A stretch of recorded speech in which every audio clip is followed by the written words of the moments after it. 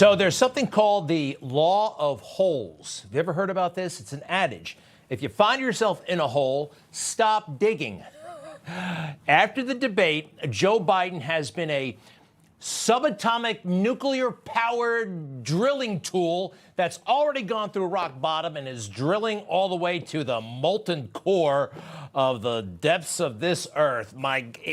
This damage control tour, every single day, it gets worse. His position is totally untenable. He cannot remain the nominee. He can't be the president anymore. This big press conference tonight was supposed to show us that Joe Biden still has it. You don't have to watch the whole thing. In fact, you know from the very first answer to the first question that he's gone. I'm sorry, but it's true.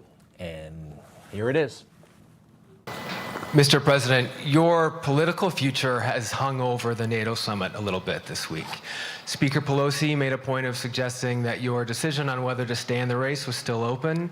George Clooney and a handful of lawmakers have called on you to step aside. Reuters is reporting tonight that UAW leadership is concerned about your ability to win. UAW just endorsed me, but go ahead. Thank you. My question for you is, how are you incorporating these developments into your decision to stay? And separately, what concerns do you have about Vice President Harris's ability to beat Donald Trump if she were at the top of the ticket? Look, I wouldn't have picked Vice President Trump to be vice president, but I think she was not qualified to be president. So let's start there. Yeah, let's start there and finish there. Vice President Trump. This is not a slip of the tongue. It's a slip of the brain. You can't be president anymore, all right? This is 25th Amendment territory. We went through it the other night. It can be done. Those people, if they have an ounce of integrity and mercy in the cabinet, they would vote to remove him and notify the Congress, and they can do it. Vice President Harris is goofy, and she laughs a lot, but she knows who the president is. She knows that she's the vice president. The press today was awful, by the way. I mean, nobody really put it all together because he was making having cognitive episodes in the middle of this thing. Nobody really pointed that out. This fellow is actually pretty good. He's a Brit. I'm not sure of his affiliation. Maybe he'll tell us, but watch this. Thank you, Mr. President. I wanted to ask you about you mixed up Presidents Zelensky and Putin earlier today. And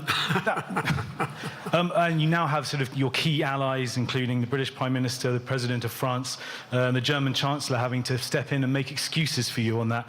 And officials here are saying off the record that your decline has become noticeable.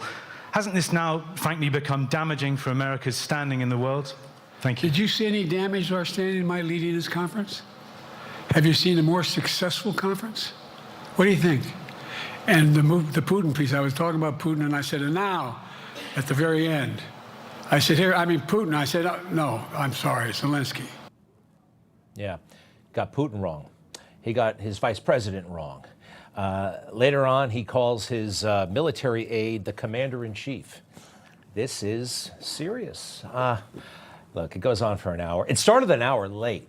Now, this next clip is kind of on the long side, but it gives you an idea, just the listlessness of it all, and is, again, he's always afraid of getting in trouble, this time from his wife. Take a look. There's been reporting that you've acknowledged that you need to go to bed earlier and your evening around 8. That's not true. Look, what I said was, instead of my every day starting at 7 and going to bed at midnight, it'd be smarter for me to pace myself a little more. And I said, for example, the 8, 7, 6 stuff, instead of starting a fundraiser at 9 o'clock, start at 8 o'clock. People get to go home by 10 o'clock. That's what I'm talking about. I'm not talking about, and if you looked at my schedule since I made that stupid mistake in the campaign, in the debate, I mean, my schedule has been full bore.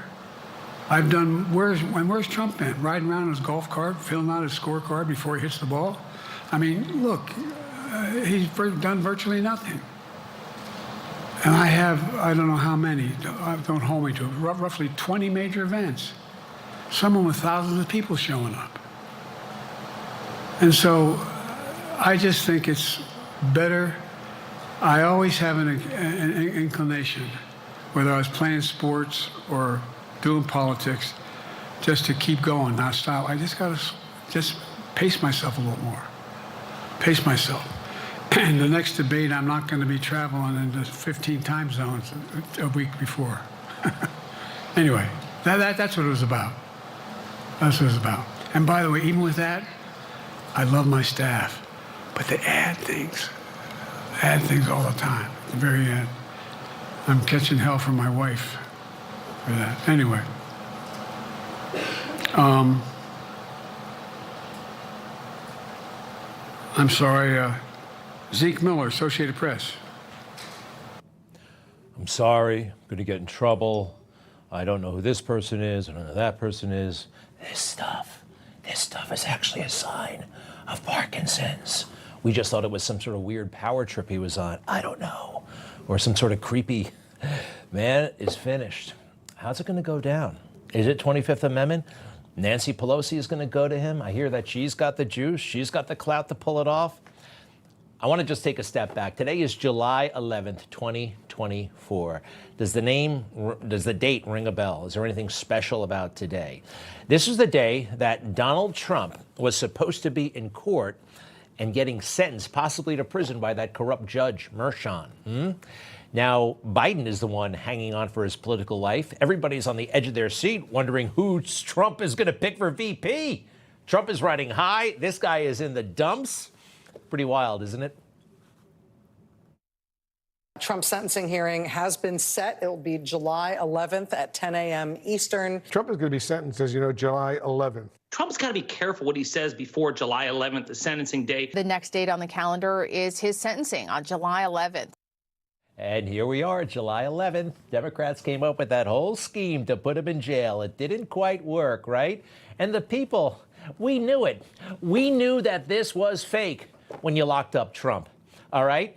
It didn't scare us. It inspired us. We know when an innocent man is being persecuted and prosecuted, okay? And you didn't fool anybody. And it blew up right in your face. And it's kind of poetic justice. And if you don't think God has a role in all of this, well, he laughs. He laughs at our plans, right? He's laughing at the Democrats' face. I don't know exactly how it works. He works in mysterious ways. Joe Biden is in such trouble. And let's go back to how we got here, right? Now, they covered up for him for years, but it was on full display at that debate. There are basically three moments. When he walked out, right, everybody was shocked at what they saw. They couldn't believe it. And then about 15 minutes in my opinion, it was over. This happened. Making sure that we're able to make every single solitary person eligible for what I've been able to do with the COVID. With dealing with everything we have to do with. Look, if we finally beat Medicare. Thank you, President Biden. President Trump? Well, he's right. He did beat Medicare. He beat it to death. That's it. Knockout, total knockout. And then Joe knocked himself out with, and then Donald Trump kind of gave him a good kick, and he deserved to. Watch. I'm going to continue to move until we get the total ban on the total initiative relative to what we're going to do with more Border Patrol and more asylum officers. President Trump? I really don't know what he said at the end of that sentence. I don't think he knows what he said either. Look. Done. Finished. And ever since, he's been trying to get out of this political crisis, and he can't, because he is damaged, and he has been for a long, long time. This has been an issue for at least 5 years. Some people say all the way back in 2017, they knew that Joe Biden was losing it. I think everything you're about to see here is from the 2019-2020 election cycle. Serious problem. We reported it. Certain media, conservative outlets did. The mainstream, they didn't think you could handle the truth. We hold these truths to be self-evident.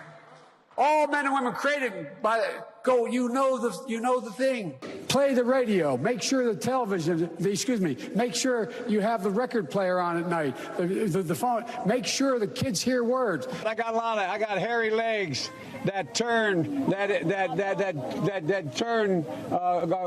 blonde in the sun. And the kids used to come up and reach in the pool and rub my leg down so it was straight, and then watch the hair come back up again. They'd look at it. So I learned about roaches. I learned about kids jumping on my lap. And I've loved kids jumping on my lap. Poor kids are just as bright and just as talented as white kids. So you go ahead and you stack spaghetti sauce at a store and in a supermarket. You control the guy or the woman who brings out the carts on a forklift. What happens? They make you management. So would you like to say a couple words? Am I supposed to speak now, or is Karen supposed to speak? I don't know. I don't want to get in trouble here. So the media pretended that wasn't an issue, right? All that stuff, they covered it up. And just like they told lies about Joe, they tell lies about Donald Trump. They say Joe Biden's normal. They say that Donald Trump is a monster. Just like they ignored that, the fear-mongering and the distortion about Trump, that's even more of a sin, journalistically, than what they did with Biden. But the media are feeling the heat. Let's see. Well, Axios wrote this up. It's funny, they're kind of talking about themselves. Many reporters, they're talking about reporters, are being harassed on social media for being too soft on Biden. In our experience, most reporters are more insecure than people think and highly sensitive to how friends and foes see them, especially on X, Twitter. It's true. The liberal mob, they are in fear of the liberal mob on Twitter and others. We are not afraid around here at Newsmax. We're not. You know, they have their microphones and their cameras, but they really don't press Democrats. We do. Our James Rosen. This is a moment that's going to go down in the history books. 2.5 years ago, he knew, and the American people knew, Newsmax was representing the American people. James Rosen, our correspondent, so proud. Thank you very much for this honor. James Rosen with Newsmax. I'd like to raise a delicate subject, but with utmost respect for your life accomplishments and the high office you hold. A poll released this morning by Politico Morning Consult found 49% of registered voters disagreeing with the statement, Joe Biden is mentally fit. Not even a majority of Democrats who responded strongly affirmed that statement. Well, I'll let you all make the judgment whether they're correct. Well, so the question I have for you, sir, if you'd let me finish, is why do you suppose such large segments of the American electorate have come to harbor such profound concerns about your cognitive fitness? Thank you. I have no idea. Yes, sir. Next question. Instead of banning James Rosen from the White House, essentially, for the next year, they should have had a serious meeting and should have looked at that poll. They should have said, Joe Biden is not fit to be president. Certainly is not fit to be reelected. Anyway, we are the truth tellers. They are the liars. It really is kind of as simple as that.